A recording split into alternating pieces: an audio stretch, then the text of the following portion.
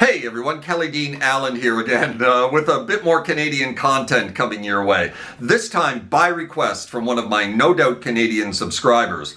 Now this one was also a fairly big hit south of the border in 1984, so we're not dealing with anything overly obscure here if you're not from Canada. So y'all should know this one, and it's cool, infectious, and very cleverly constructed opening guitar riff. Gonna show you that opening guitar riff, but we'll also dig into the whole track, including the short and fairly easy mid-song solo to this one. So then, without further ado, let's close in here a little bit on the fretboard, learn how to play Go for a Soda by the legendary, at least here in Canada, Kim Mitchell, starting with that somewhat famous intro.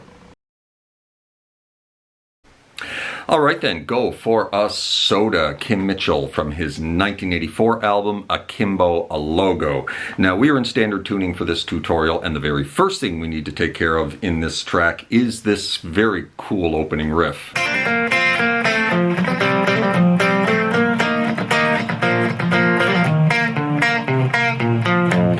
So the best way to approach this, as far as trying to teach you guys how to play this, is to, it's all a mix of double stops and single notes, right? We're going to take all the double stops out of the equation to begin with and just show you the notes that we're playing. Right there. First fret of the B string, we're going to do a little trill between 1 and 3, and then grab the 3 of the G. And then back to the 1 of the B. And then you're going to go 3, 2 of the G, and then up to 3 of the D. So that's what we're playing note-wise, right? And then we're going to jump up here to the 5 of the D string, hit that twice. Then you're going to do a little trill between 5 and 7. When it goes back off to the 5, you're going to grab the 8 of the A string with your pinky. And then you're going to go 5, 7, 8. So those are the notes we're playing there. Right? Now many of those are in double stop form and some of them are single notes. So the very first note is a double stop. So that first fret of the B string, when we do that little hammer on release, right? From 1 to 3 and back to 1, the very first one is double stop. So we're catching the 1 of the high E as well. And then we do the hammer on. And then when we grab that 3 of the G, that is a single note. And then when you go back to the 2, that's a double stop as well. Right? And when you go back to the 3 again of the G string, that is a single note. And then you go off to 2, and that's a double stop. And then when you finish on the 3 of the D string, that is a single note as well. Right? And when you move up here, when you do that little hammer on from 5 to 7, right, that little trill that you do there between 5 and 7, you're going to catch the 5 of the G string, right? And when you reach up there and grab the 8 of the A, that is a single note. And when you go back to the 5, onto the 7, into the 8, the first 2 notes are in double stop form, right? You're catching the 5 of the G string along with both of those notes. And when you drop onto that 8 of the D, that is a single note, right?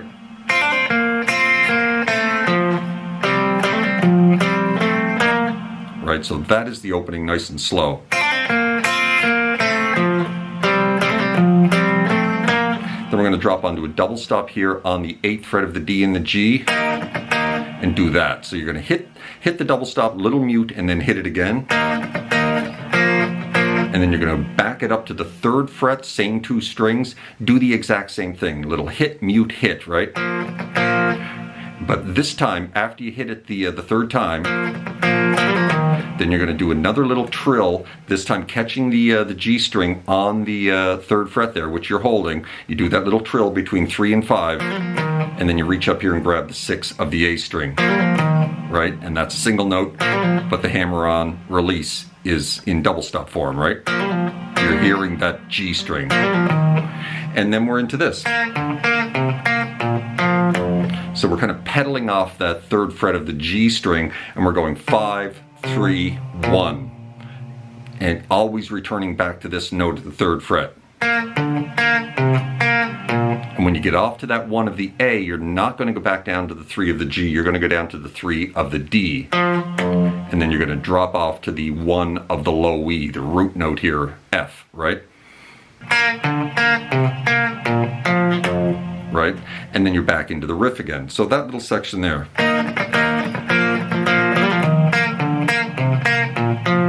And they're very plucky, you know, you're really plucking these notes.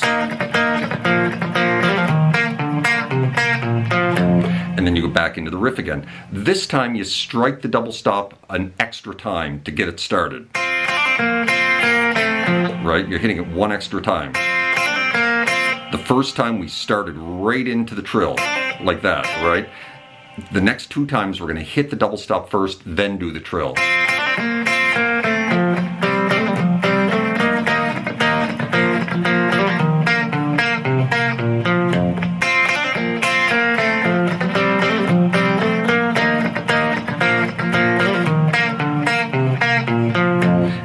So after you repeat that 3 times, you grab an F power chord here, you kick on your distortion, and you just slide out of an F power chord here at the 8th fret position, leads into the first verse, which is just bass, which is just F off to E flat, right? And that's continues on throughout the first verse, which we're going to get to when the guitars kick back in. So that is the opening.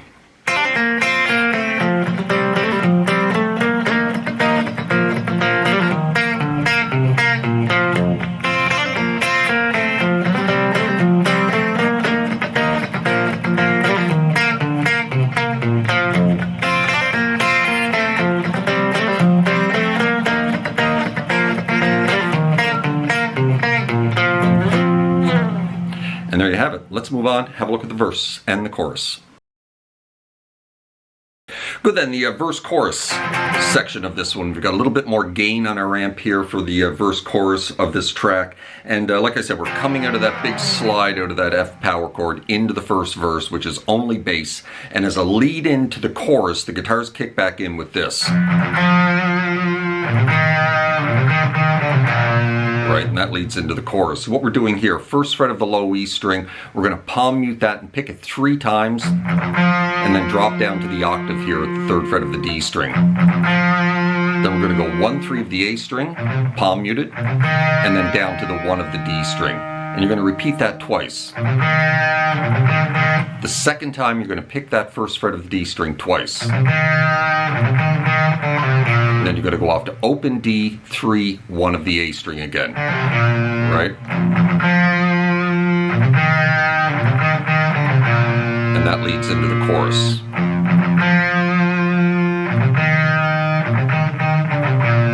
And the chorus.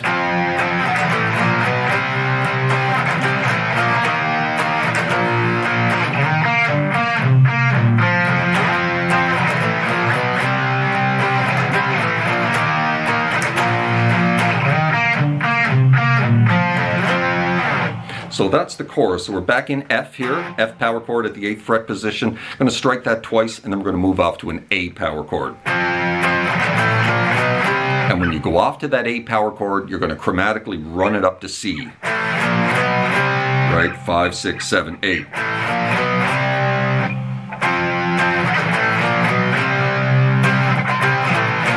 And then you're gonna hang on that C for a bit, strum it a couple of times, and then you're gonna go back off to A, and then move that A into A sharp.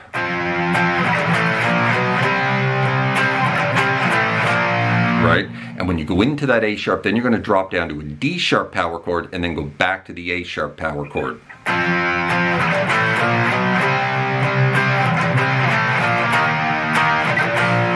of like that, right?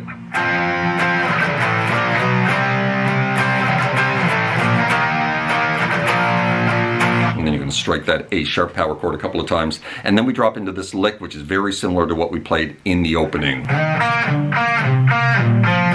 Right there, right before continuing into the second half of the first verse. So we're sliding into 6 of the A string, and then we're going to do the same thing we did at the beginning, right? We're going to pedal off this 3rd fret of the G string. We're going to go 6, 5, 3, 1. But coming off the 1, we're not going to go back down to the 3 of the G. We're going to go to the 3 of the D string like we did at the beginning, right? Before ending up on the root note there at the 1st fret of the low E.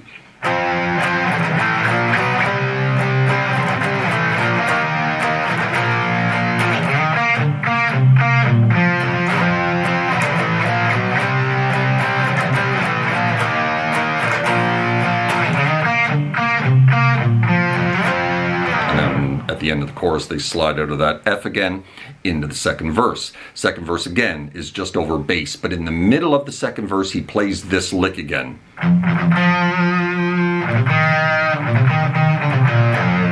And then he chokes it off, right? And then again, he plays it as a lead into the second chorus. And then into the second chorus.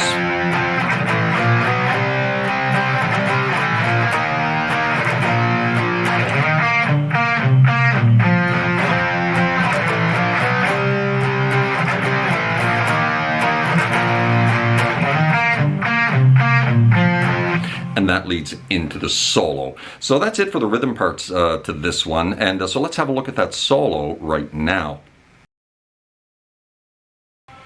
Good, then the solo to this one. Let's run through it and then we'll dig into how to play it.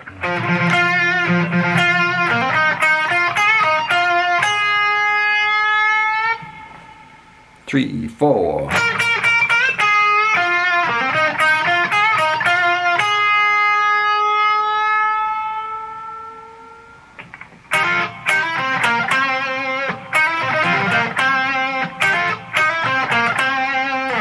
So that is the solo, short and sweet and not too difficult to play. There's one tricky lick in it that we'll get to, but I'll point that out when we get to it.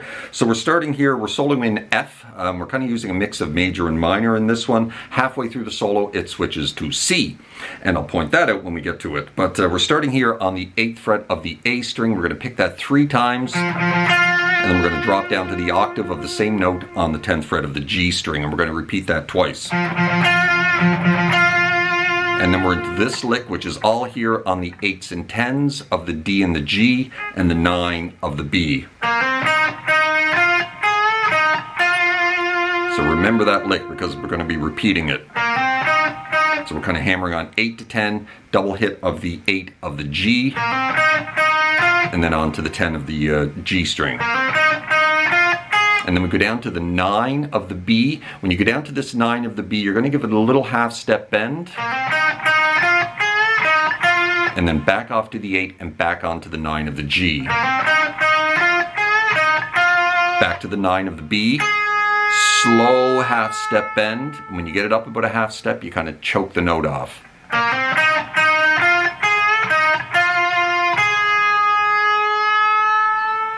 Right about there, right? And you kind of choke it off. So that's the first quarter of the solo.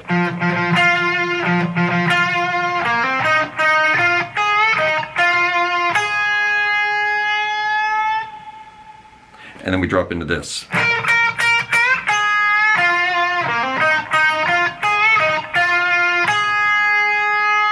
is very similar to what we just played, actually. But we're going to start here on the 11th fret of the B string. We're going to pick that 4 times. And then the 4th time, you're going to give it a quick little full step bend and release it off to 9. And when you go off to that 9, like almost every other time, you're giving it a little tiny bend, right? Before dropping on to the 10 of the G string. And then we're playing the exact same lick that we started this with. Right? Same thing. Back to the 9. This time you just keep on bending it. You don't stop at a half step and choke it off. You just keep on raising it until the note dies. So that's about the first half of the solo. That's in F. And now we're going to switch to C. So let's recap that.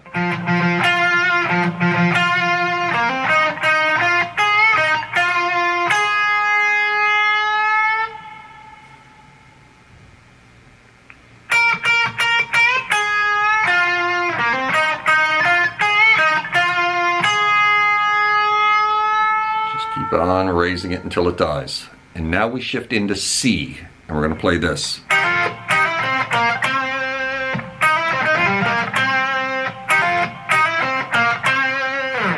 So double stop, 8th fret of the G and the B. We're going to hammer onto a double stop at the 10s. Then you're going to go minor third to major third here, 8 to 9 of the G.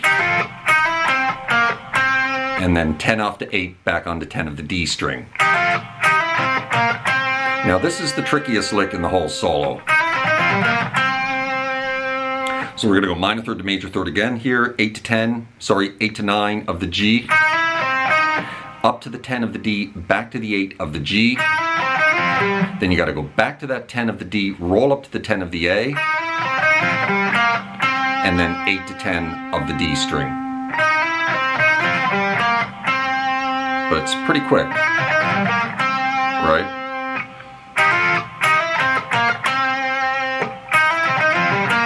And then you finish the solo with the exact same way we started the second half, with that hammer on from 8 to 10.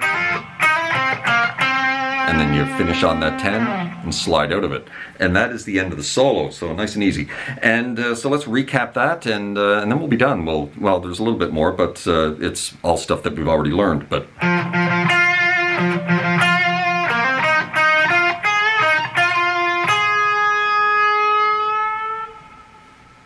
3, 4.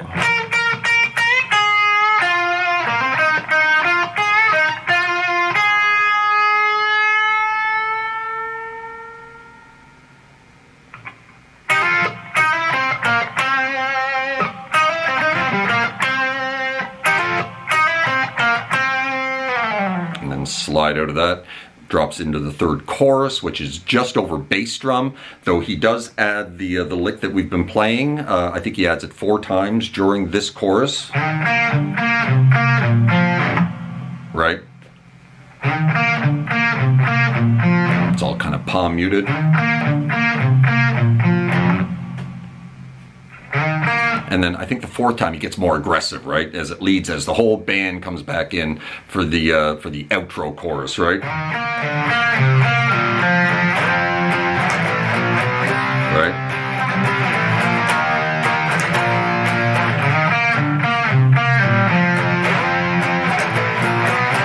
And that's it. At the very, very end.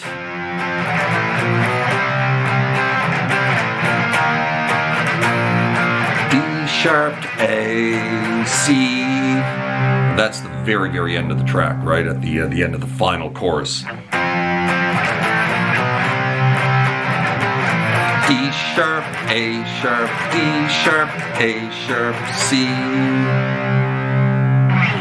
And that, my friends, is how you play Go for a Soda by Kim Mitchell. Certainly hope you enjoyed the video, found it helpful, and if you did, please hit that like button, drop me a subscribe if you haven't done that already, as that would be very kind and helpful to the growth of my channel. I hope you're well out there, and we'll see you next time. Cheers.